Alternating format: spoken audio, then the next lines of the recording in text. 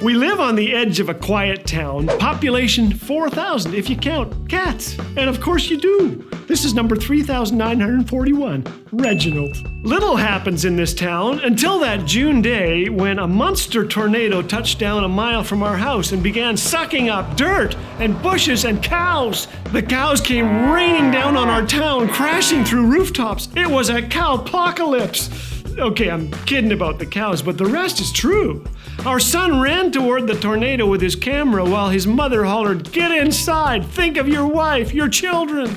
But the boy kept calm and filmed on, capturing breathtaking footage. Remarkably, no cows or humans were badly injured. A roof was torn from a barn, a grain bin was hurled half a mile, and an RV was flipped and crumpled. Most ran inside. And then there was Tennis Wessels. He and his wife Cecilia were a dozen doors east of us. They moved from South Africa recently to settle on the north edge of a town where nothing much happens. When the twister landed, they had front row seats, but Cecilia was napping, and Tennis, well, he had stuff to do. Their daughter woke Cecilia by yelling, "Mommy, look!"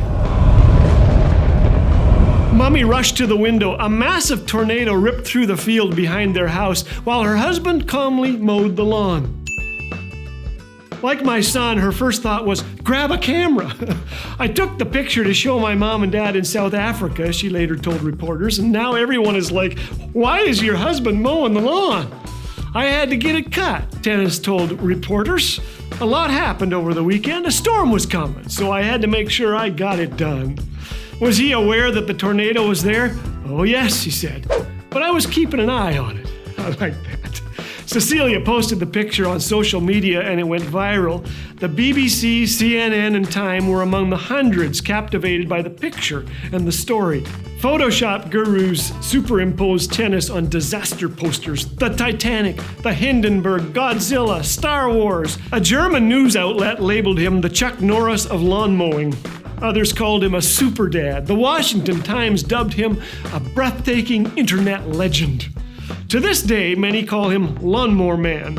The media frenzy soon died down, but not before the photo was featured in Vice, a movie about former U.S. Vice President Dick Cheney. It was used as inspiration during a scene when Cheney decides how to proceed during the terrorist attacks on 9/11. Parodies of the picture popped up all over the place. Tennis laughed and shrugged his shoulders. The tornado looks much closer if you look in the photo, he said, but it was really far away. Well, not really far, far away, but it was far away from us. Some think Tennis is crazier than a $4 bill. Not me. I like this guy. Now, should you take cover if a tornado is coming? Yes, absolutely. Please do. But the photo reminds me of a tiny bird perched in a nest while a thundering waterfall misses it by inches. The photo reminds me of the storms that enter all of our lives. Soldiers deployed overseas contacted them. When facing the worst, the photo spoke to them of the courage they needed to carry on.